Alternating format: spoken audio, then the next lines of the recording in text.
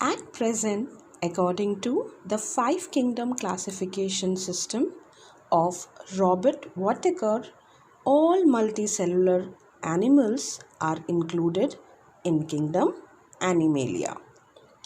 This system of classification is based upon some criteria like body organization, body symmetry, body cavity, germinal layer and segmentation.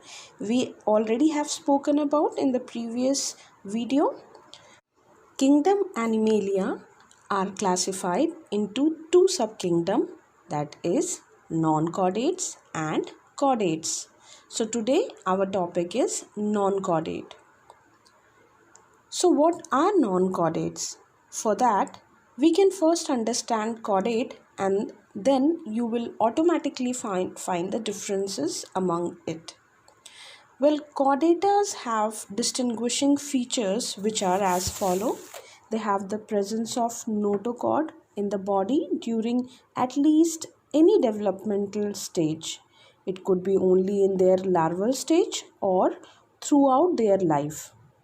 Students, notochord you can say is a primitive kind of a spinal cord. You can understand that evolution of living organism is from simpler one to the complex, and hence the primitive or which came into existence long years ago will show some basic structure. Notochord is to one of them. Even we have notochord, but during embryonic development, it becomes the part of our vertebral column. The other function of notochord is also to isolate the nerve tissue from the remaining body. You can see the diagram here. The second feature of chordates are they have nerve cord that will further evolve into nervous system. The next feature is tail fin. In monkey, you must have seen for swinging on the trees, dogs, fishes that helps in assisting swimming. Even human have, but they shrink as it becomes the vestigial organ during course of time. Pharyngeal slit. Pharyngeal is a kind of structure that is present near our mouth and nostril. The sole purpose of these slit is for respiration. You must have heard and seen the pharyngeal gill slit that helps these fishes for respiring. So now we can easily define non-chordates as their body is not supported by notochord.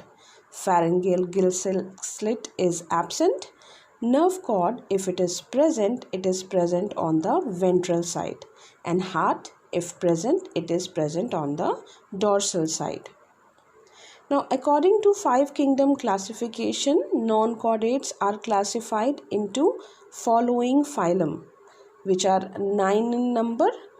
These are Porifera, Cnidaria or Coelenterata, Platyhelminthes, Aschelminthes, Annelida, Arthropoda, Mollusca, Echinodermata and Hemichordata. Now I understand to remember this it's a difficult task, so you can make the funny sentence out of it. There is a trick that I have already spoken in last video, so you can find this and you can go about it in learning. It will help you. Now let's start the non-chordates. The first phylum is Porifera. They are the simple and they bear numerous pores called ostia, which help them to absorb water through these pores ostia, and water is given out through the bigger pore osculum. Hence, they are popularly called as sponges. Their body are asymmetrical, sedentary. They reproduce by budding, which is asexual mode of reproduction. They do also reproduction through sexual method.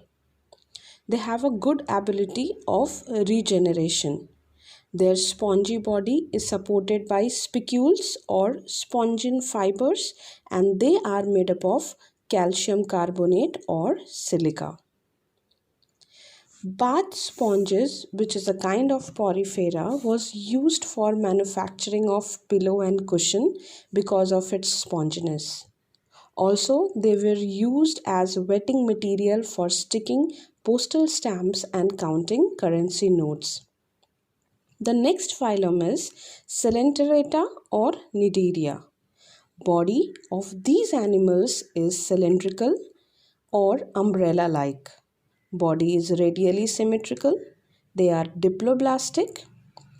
A unique structure in their tentacles called as cnidoblast are present around their mouth, which inject toxin in the body of prey, and these tentacles can be therefore useful for capturing of prey. The next phylum is Platyhelminthes. Body of these animal is cylinder and flat-like, leaf or strip-like. They are basically very thin and hence they are called as flatworms. They are endoparasite, that means they live inside the host body. Body is acoelomate, bilaterally symmetrical, triploblastic, and these animals are hermaphrodite. What is the meaning of hermaphrodite? That is, the male and female reproductive system will be present on same animal. That means one organism will have the sex organs of both male and female. The next phylum is Aschelminthes. It is a long thread-like cylinder and are also called as roundworms. They are also endoparasite, triploblastic, and have pseudocoelomate. These animals are unisexual. Coming to the next phylum, Annelida. Animals falling to this phylum have segmented body.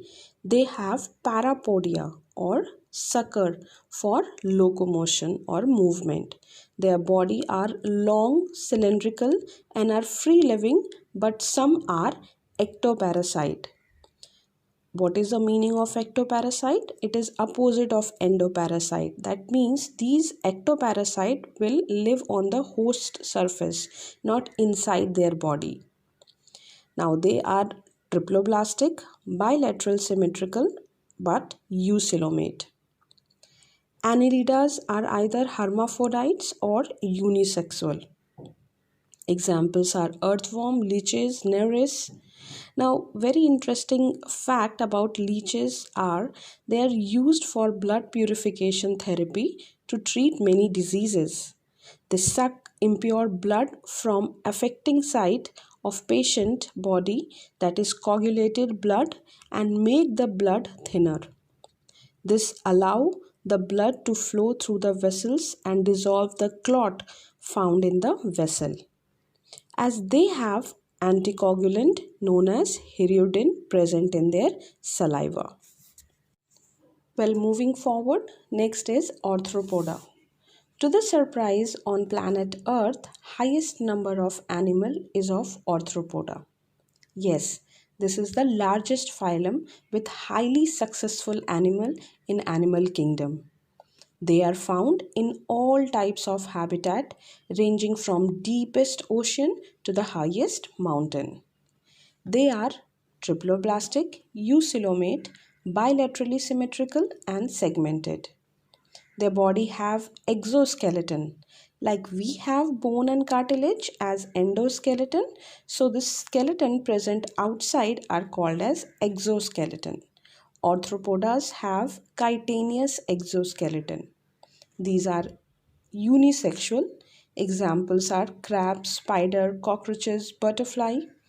Now this phylum Arthropoda is largest phylum in animal kingdom, and it includes insects that dominate the terrestrial environment that supports human life too. Now many insects are herbivorous and they feed on plants that human use for food, textile and other industries purposes. So they can have adverse impact on agricultural production, thereby causing economic loss as well as crop loss. Moving forward is the phylum Mollusca. After Arthropoda, second largest phylum in animal kingdom is Mollusca. You can easily identify these animals as they are soft and slimy. The body is triploblastic, eucoelomate, non-segmented, and they are aquatic or terrestrial animals.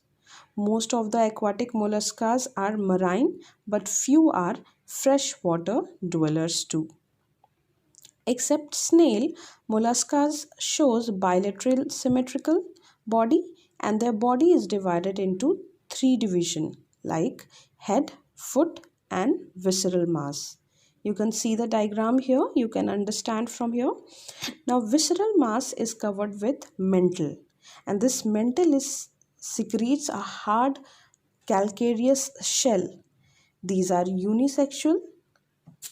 Now, from this phylum, octopus is most clever animal among all the non-chordates. It can too change color like chameleon. Next phylum is Echinodermata. These calcareous spines are present on the body of this animal and hence they are called as Echinodermata. These animals are found in ocean. Their body is triploblastic, eucoelomate, and radial symmetrical in adult stage. They perform locomotion with the help of these tube feet, which is a distinguishing feature. You can observe the diagram that is also used for capturing of the prey. They have good ability of regeneration and they are also unisexual. And last among the non-chordate is hemichordata, which suggest from viewpoint of evolution that these animals can be considered as connecting link between non-chordates and chordates. They show characteristics of both the group, which means they will have notochord. Yes, the balanoglossus notochord is present in proboscis part of their body, which is above the head part of the body. These animals are also called as acorn worm. They are marine and also live in burrow in sand. They have one or many pharyngeal gill slit. They are unisexual or some are hermaphrodites too. Now students, we have completed non-chordates. Hope you have liked this video, and the next part we will see chordates. Until then, be curious.